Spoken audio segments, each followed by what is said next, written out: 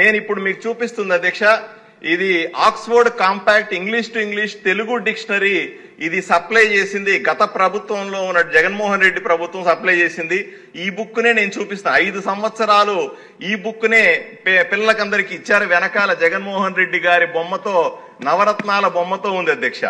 దీంట్లో నేను చూస్తూ ఉన్నాను అధ్యక్ష, ఇది 309 పేజ్. ఈ 309 పేజీలో అధ్యక్ష, గాడ్ అంటే ఏమిటి, అర్థం ఏమిటి అని దీంట్లో రాయాల్సింది. Dictionary English to Telugu. God అంటే the one spirit that Christians, Jews and Muslims believe made in the world. ఈ విశ్వాసాన్ని సృష్టించాడని ఇస్లాము, క్రైస్తవులు మరియు యూదు మతస్థులు నమ్మే దైవము అని రాసి ఉంది అధ్యక్ష. ఎంత దారుణమో చూడండి అధ్యక్ష.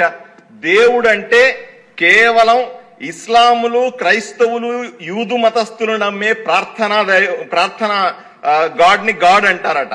మరి నా రాముడు, నా కృష్ణుడు, నా వెంకటేశ్వర స్వామి జగన్మోహన్ రెడ్డి దృష్టిలో దేవుడు కాడా అని సూటిగా ప్రశ్నిస్తారు. ఇంత దారుణం, హిందువులను ఈ విధంగా మోసం చేయడం, అవమానించడం ఈ జగన్మోహన్ రెడ్డి ప్రభుత్వంలో స్పష్టంగా కనిపిస్తా ఉంది అధ్యక్ష.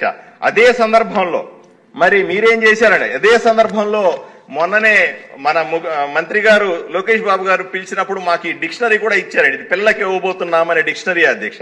దీని ఇప్పుడు మనం పిల్లలకి కొత్తగా ఇస్తున్న డిక్షనరీ అధ్యక్ష. దీంట్లో 381 పేజీలో గాడ్ అంటే ఏమిటి అని రాసింది. గాడ్ అంటే the supreme being worshipped in different religious and practices. అంటే దేవుడు సృష్టికర్త, భగవంతుడు అని రాసింది అధ్యక్ష. ఈ విధంగా ఏ విధంగా గత ప్రభుత్వం చేసిన తప్పులని మనం సరిదిద్దే ప్రయత్నం చేస్తున్నాం.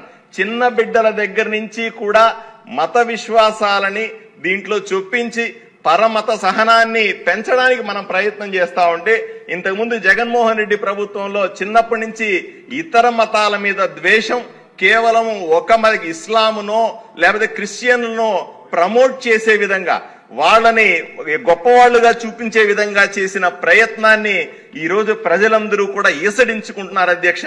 ఈ దుర్మార్గపు ప్రభుత్వం, వైఎస్ఆర్సీపీ ప్రభుత్వం పోయినందుకు, ఈ కూటమి ప్రభుత్వం వచ్చినందుకు ప్రజలు ఎంతో సంతోషపడతా ఉన్నారు. ఈ విషయాన్ని ప్రజలకు మీ ద్వారా చూపించే అవకాశం కల్పించినందుకు ధన్యవాదాలు తెలుపుకుంటున్నాను అధ్యక్ష. చాలా పిక్టోరియల్ గా అద్భుతంగా చూపెట్టారు.